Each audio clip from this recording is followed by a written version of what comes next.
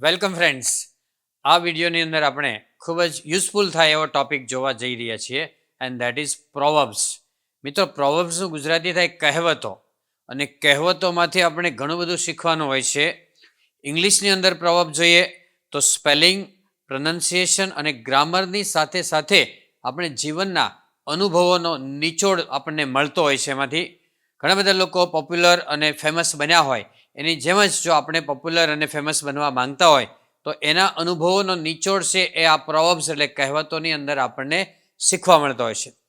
પ્રોવર્બ્સનું કામ છે જેવી રીતે ડાયમંડ છે એ ઓર્નામેન્ટ્સની અંદર શોભે, એવી રીતે પ્રોવર્બ્સ છે એ આપણા જીવનની અંદર વેલ્યુ એડ કરતા હોય છે. આપણા જીવનને પ્રોગ્રેસ કરવામાં, ઝડપથી પ્રોગ્રેસ કરવામાં ખૂબ જ ઉપયોગી થાય એવી પ્રોવર્બ્સ એટલે કહેવતો છે, અને એ અનુભવી લોકોનો એક અનુભવનો નિચોડ છે.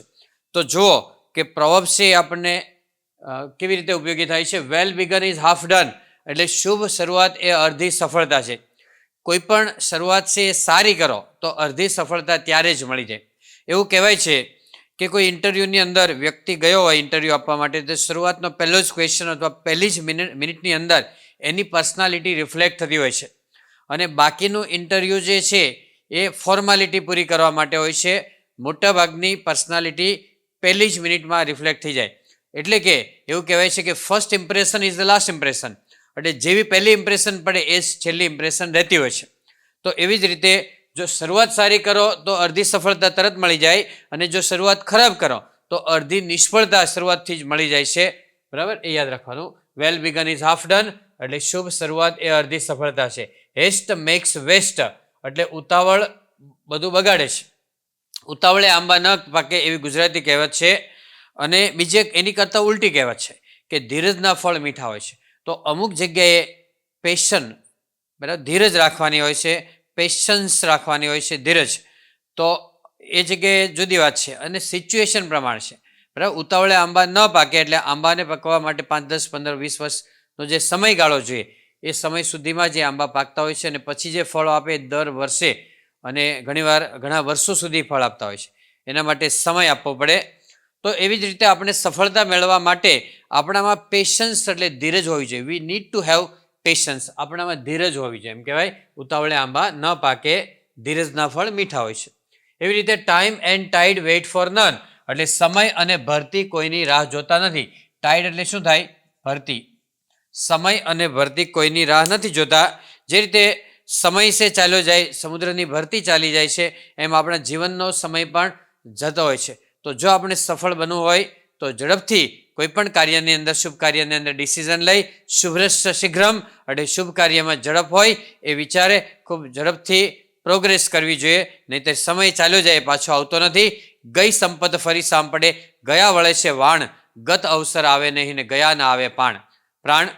તો ગયેલી સંપત્તિ છે એ કદાચ પાછી આવે, બરાબર, પણ ગયેલો સમય અને ગયેલા પ્રાણ છે એ પાછા આવી શકતા નથી. માટે આપણે સમયનો સદુપયોગ કરવો જોઈએ. ઇંગ્લિશમાં બીજી પણ એમ કહેવાય છે કે સ્ટીચ ઇન ટાઈમ સેવ્સ 9, એટલે સમયનો સદુપયોગ 9 વસ્તુ બચાવે છે.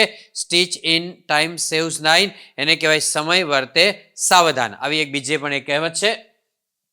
ત્યાર પછી બીજી એક આગળની કહેવત છે empty vessels make most sound, બરાબર, ખાલી ભરેલા વાસણો અવાજ કરે છે. એમ્પ્ટી વેસલ્સ મેક, અહીંયા એક શબ્દ ઉમેરી દેવાનો છે, મેક મોસ્ટ સાઉન્ડ, એટલે ખાલી વાસણો અવાજ કરે છે.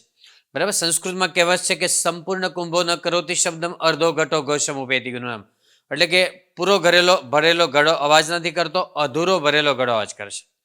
એનો મિનિંગ શું થાય કે જે માણસ વિદ્વાન હોય, જ્ઞાની હોય, નોલેજેબલ હોય, ઇન્ફોર્મેટિવ હોય, જે માણસ સંપૂર્ણ હોય ને એ માણસ કદી અભિમાન ન કરે. પણ જેની પાસે અર્ધ જ્ઞાન હોય, અલ્પ જ્ઞાન હોય, એ લોકો બહુ બકવાસ કરતા હોય છે, ઈગો કરતા હોય છે, અભિમાન કરતા હોય છે. તો જો તમે ખોટો બકવાસ કરો, અભિમાન કરો, તો સામેવાળાને ખબર પડી જાય કે આ માણસ અધૂરો ભરેલો ઘડો છે. આખો ભરેલો ઘડો છલકાઈ નહીં ને અભિમાન ન કરે, એવું આપણને માણસને આ લાગુ પડે છે. Empty vessels make most sound, અધૂરો ભરેલો ઘડો અવાજ કરે છે. વર્ક ઇઝ વર્શિપ, એટલે કાર્ય એ જ પૂજા છે. જે આપણે કામ કરીએ છીએ એ મનથી કરીએ, દિલથી કરીએ, ધગશથી કરીએ, પેશનથી કરીએ, એટલે કે સ્ટ્રોંગ ડિઝાયર, સ્ટ્રોંગ ઇમોશનથી કરીએ, તો આપણું કામ છે એ પૂજા બની જતી હોય છે. અલગ તમે ધાર્મિક ન કરો તો ચાલે, પણ કરો તો કંઈ વાંધો નથી, પણ આપણે કામ છે એને જે આપણે દિલથી કામ કરીએ તો આપણે એ મેડિટેશન, એ ધ્યાન, એ તપ, એ સાધના બની જાય છે. એટલે એટલા માટે એવું કહેવાય કે વર્ક ઇઝ વર્શિપ, એટલે કાર્ય એ જ પૂજા છે. પ્રેક્ટિસ મેક્સ અ મેન પરફેક્ટ, એટલે પ્રેક્ટિસ છે એ માણસને પૂર્ણ બનાવે છે. જેટલી પ્રેક્ટિસ કરો એટલી આપણે વધારે પરફેક્ટ બનતા હોય છે. બરાબર. પ્રેક્ટિસ અથવા તો એક્સપિરિયન્સ વગર માણસ આગળ વધી શકતો નથી. પ્રેક્ટિસ કરવાથી આપણને એક્સપિરિયન્સ મળે. અને એવું કહેવાય છે કે experience is a great teacher, અનુભવ એક શ્રેષ્ઠ શિક્ષક છે. અને એ શિક્ષક તરીકેનો તમને અનુભવ મળતો હોય છે. ત્યાર પછી વિલ ફાઇન્ડ અ વે, એટલે ઈચ્છા તેનો રસ્તો શોધી કાઢશે. આ વિલ એટલે ઈચ્છા થાય. આ વિલના ઘણા મિનિંગ થાય. વિલ એટલે ઈચ્છા થાય, વિલિંગનેસ એટલે ઈચ્છા શક્તિ. વિલ એટલે વસિયતનામું થાય. વસિયતનામું એટલે ઘણીવાર મૃત્યુ પછી કોને મિલકત આપી એ જે વિલ બનાવે એ આ વિલ છે. અને આ વિલ એટલે ભવિષ્યકાળનું વિલ છે. વિલ ફાઇન્ડ એટલે શોધી કાઢશે. ઈચ્છા તેનો રસ્તો શોધી કાઢશે, એટલે કે મન હોય તો માળવે જવાય. શું કહેવાય એને? મન હોય તો માળવે જવાય. અને બીજી રીતે પણ આ કહેવત કહેવાય છે કે where there is a will there is a way. જ્યાં મન હોય, જ્યાં ઈચ્છા હોય ત્યાં રસ્તો નીકળે છે. બરાબર. આના માટે જો તમે સિક્રેટ મૂવી જોઈ હોય, બરાબર, તો સિક્રેટ મૂવીની અંદર લો ઓફ એટ્રેક્શનનો નિયમ કામ કરે છે. એ તમને અહીંયા ખૂબ જ ઉપયોગી થાય. કે ઘણીવાર તમને હું એક્ઝામ્પલ આપું કે તમે કોઈને મળવાની વિચારતા હોય અને એને ફોન કરવાનું વિચારતા હોય, ત્યાં એ વ્યક્તિ મળી જાય અથવા એનો ફોન આવી જાય, બરાબર, ત્યારે એમ કહેવાય કે વિલ ફાઇન્ડ અ વે, એટલે ઈચ્છા તેનો રસ્તો શોધી કાઢે છે. There is no substitute of hard work, એટલે સખત પરિશ્રમનો બીજો કોઈ વિકલ્પ નથી. સબસ્ટિટ્યુટ એટલે વિકલ્પ. તો there is no alternative of hard work, એટલે સખત મહેનત કરો એટલે સફળતા મળે જ. બરાબર. બરાબર, એનો કોઈ વિકલ્પ નથી, એટલે એને સફળતા મળવી જ જોઈએ. હવે ઘણીવાર ઘણા લોકો સક્સેસ મેળવવા માટે શોર્ટકટ અપનાવતા હોય છે. તો there is no shortcut of success. સક્સેસનો કોઈ શોર્ટકટ નથી. અને જો તમે શોર્ટકટ શોધવા જાઓ તો શોર્ટ સર્કિટ થવાની સંભાવના રહે. એટલે તમારે શોર્ટકટ નહીં શોધવાનો. શોર્ટકટમાં જે પૈસા આવે એ શોર્ટકટમાં જાય એટલે એક્સિડન્ટ અથવા બીમારીમાં જાય. એટલે ધીરે ધીરે હાર્ડવર્કથી, જે સખત મહેનતથી, ધીરજથી પૈસા આવશે એ લાંબો સમય ટકી શકશે. એના જેવું જે કહેવત છે ફોર્ચ્યુન ફેવર્સ ધ બ્રેવ, એટલે નસીબ છે બહાદુર લોકોને ફેવર કરે છે, તરફેણ કરે છે, યારી આપે છે. ફોર્ચ્યુન ફેવર્સ ધ બ્રેવ એવું કહેવાય. સંસ્કૃતમાં કહેવાય સાહસે સ્ત્રી પ્રતિવસતી, એટલે સાહસ કરવામાં સ્ત્રી એટલે લક્ષ્મીનો વાસ છે. બરાબર. જે લોકો સાહસ કરે છે, જે લોકો મહેનત કરે છે, શ્રમ કરે છે, એ લોકોને સફળતા મળે છે. સુનર ઓર લેટર, વહેલા કે મોડા, ગમે તેમ પણ સફળતા તો એને મળે જ. એટલે ફોર્ચ્યુન ફેવર્સ ધ બ્રેવ, નસીબ બહાદુર લોકોને યારી આપે છે. Prevention is better than cure, એટલે રોગ કરતાં રોકથામ સારી. પ્રિવેન્શન એટલે અટકાવવું, અને ક્યોર એટલે ઉપચાર થાય. ક્યોર એટલે ઉપચાર અથવા ઈલાજ થાય. ઉપચાર અથવા ઈલાજ. તો આયુર્વેદનું સૂત્ર છે પ્રિવેન્શન એટલે અટકાવવું. તો રોગ કરતાં રોકથામ સારી. રોગ થાય ને એના પછી જો તમે દવા લો તો એ દવાની સાઈડ ઇફેક્ટ થાય, એની આડઅસર થાય, એને શરીરમાં બીજો તકલીફ મૂકે.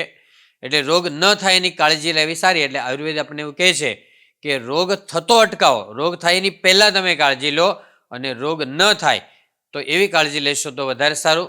એવી જ રીતે આર્થિક બાબતોમાં પણ ઘણીવાર આપણે ઘણી મુશ્કેલીમાં મુકાઈ જતા હોય. જો આર્થિક એ રીતે પ્લાનિંગ કરતા હોય તો ભવિષ્યની અંદર મોટી મુશ્કેલી ન આવે. એ આરોગ્યમાં અને આર્થિક બાબતોમાં બંનેમાં એ સરખું લાગુ પડે છે. And that's why it is said prevention is better than cure. એટલે પાણી પહેલાં પાળ બાંધો, આગ લાગે ત્યારે કૂવો ખોદવા ન બેસાય, અને રોગ કરતાં રોકથામ સારી. Okay friends, so that's all. Happy learning, happy sharing. Thank you very much. મિત્રો, વિડીયો ગમે તો લાઇક કરો, શેર કરો, ચેનલને સબસ્ક્રાઈબ કરો, અને જે પ્રકારના ટોપિક ઉપર વિડીયો જોવો હોય એ પ્રકારનો ટોપિક લખીને જણાવો.